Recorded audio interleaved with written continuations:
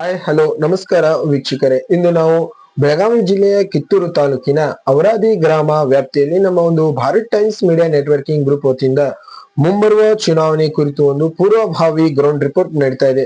ಅದರಲ್ಲಿ ಗ್ರಾಮ ಪಂಚಾಯತಿ, ತಾಲೂಕು ಪಂಚಾಯತಿ ಮತ್ತು ಜಿಲ್ಲಾ ಪಂಚಾಯತಿ ಮತ್ತು ಮುಂಬರುವ 2028ರ ವಿಧಾನಸಭಾ ಕ್ಷೇತ್ರದ ಕೂಡ ಕುರಿತೊಂದು ಪೂರ್ವಭಾವಿ ಗ್ರೌಂಡ್ ರಿಪೋರ್ಟ್ ನಡೀತಾ ಇದೆ. ಈ ವಿಶೇಷ ಸಂದರ್ಶನ ಕಾರ್ಯಕ್ರಮದಲ್ಲಿ ಅವರಾದಿ ಗ್ರಾಮ ಪಂಚಾಯತಿ ಮಾಜಿ ಸದಸ್ಯರು ಕೂಡ ನಮ್ಮ ಜೊತೆ ಭಾಗಿಯಾಗಿದ್ದಾರೆ.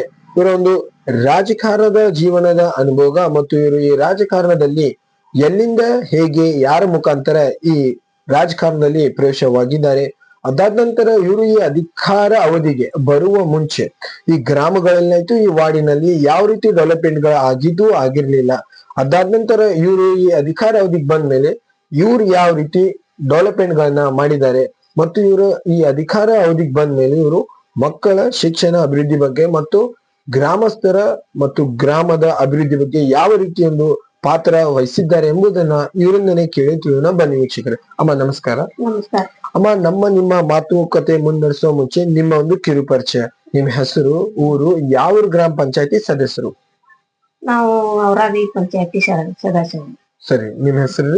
ಸರೋಜ ಬಸಪ್ಪ ತಳವಾರ್.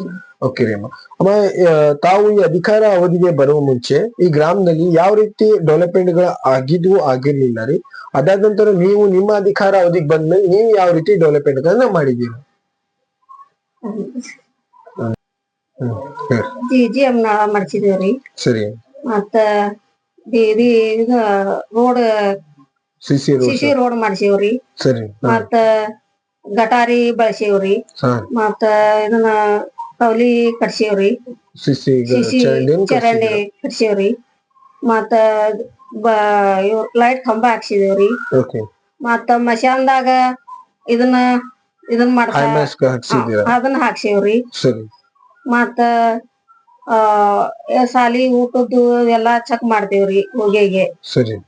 ಮತ್ತ ಪಂಚಾಯತಿ ಕಸದ ಗಾಡಿದು ಅದನ್ನು ಇದನ್ ಮಾಡೇವ್ರಿ. ಅದು ಬರ್ತೈತ್ರಿ ದಿನ. ಸರಿ. ತಾವು ನಿಮ್ಮ ಅಧಿಕಾರ ಅವಧಿಯಲ್ಲಿ ತಾವು ಬಂದ ಮೇಲೆ ಮಕ್ಕಳ ಶಿಕ್ಷಣ ಅಭಿವೃದ್ಧಿ ಬಗ್ಗೆ ತಾವು ಸ್ಕೂಲ್ಗಳು ವಿಸಿಟ್ ಮಾಡಿ ಬಿಸಿ ಊಟ ಚೆಕ್ ಮಾಡೋದಾಗಿರ್ಲಿ, ಕುಡಿಯೋ ನೀರಿನ ಚೆಕ್ ಮಾಡೋದಾಗಿರ್ಲಿ ಮಾಡ್ತಿದ್ವಿ ಸರ್. ಆಮೇಲೆ ಅವ್ರಿಗೆ ಗ್ರೌಂಡ್ ಆಗಿರ್ಬೋದು, ಫ್ಲೈಓವರ್ಸ್, ಹೈಮಾಸ್ಕ್ ಹಾಕ್ಸಿದ್ದು ಯಾವ ರೀತಿ ನಿಮ್ಮ ಒಂದು ಮಕ್ಕಳ ಜೊತೆ ಒಡನಾಟ ಇರ್ತಿತ್ರಿ? ಎಲ್ಲಾ ಚಂದಾಗಿನ ಇರ್ತೈತ್ರಿ. ಹೋಗಿ ವೀಕ್ಲಿ ಹೋಗಿ ವಿಸಿಟ್ ಮಾಡ್ತಿದ್ವಿ. ಓಕೆ. ನಿಮ್ಮ ಅಧಿಕಾರ ಅವಧಿಗೆ ತಾವು ಬಂದ ಮೇಲೆ ನಿಮ್ಮ ವಾರ್ಡಿನ ಜನರಾಯ್ತು, ಗ್ರಾಮಸ್ಥರ ಆರೋಗ್ಯದ ಬಗ್ಗೆ ತಾವು ಯಾವ ರೀತಿ ಒಂದು ಪಾತ್ರವನ್ನು ವಹಿಸ್ತಿದ್ರಿ? ಎಲ್ಲಾ ಕಡೆ ಚೆಕ್ ಮಾಡ್ತಿದ್ವಿ ಅದನ್ನು.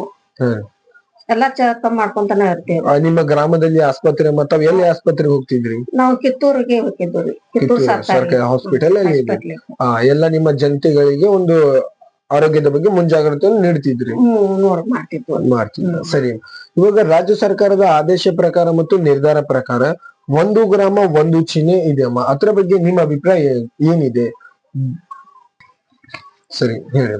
ಹೋದ್ ಸಲ ಹೆಂಗಾಗಿತ್ರ ಎಲ್ಲಾ ಪಂಚಾಯತಿ ಚುನಾವಣೆ ಹಂಗ ಆಗ್ಬೇಕ್ರಿ. ಸರಿ. ಪಕ್ಷಾಂತರ ಬೇಡ ರೀ? ಈಗ ಪಕ್ಷಾಂತರ ಬೇಡ್ರಿ.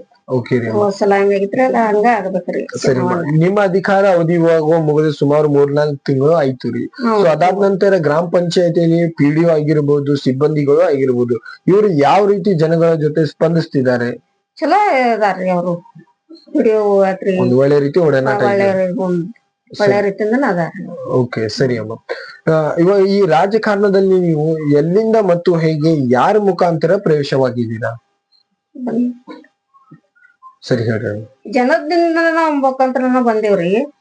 ಮತ್ತ 5 ವರ್ಷ ಅವ್ರ ಚಂದಾಗಿ 5 ವರ್ಷ ಐತ್ರಿ ಮತ್ತ ರಾಜಕಾರಣದಲ್ಲಿ ಬಂದಿರೋದು. ಈ ರಾಜಕಾರಣಕ್ಕೆ ಬರ್ಲಿಕ್ಕೆ ಕಾರಣ ಅಮ್ಮ, ಏನ್ ಉದ್ದೇಶ ತಾವು ಈ ರಾಜಕಾರಣಕ್ಕೆ ಬಂದಿದ್ದೀರಾ? ಸರಿ ಹೇಳಿ. ಓಣಿ ಸಮಸ್ಯೆಯಿಂದ ಬಂದೇವ್ರಿ ನಾವು. ಸರಿ. ಒಂದು ನಿಮ್ಮ ವಾರ್ಡಿನ ಜನರಿಂದ ಓಣಿ ಸಂಬಂಧ ನಾವು ಬಂದೇವ್ರಿ. ಒಂದು ಜನಸೇವೆ ತಾವು ಬಂದಿರಬಹುದು. ಸರಿ ಅಮ್ಮ.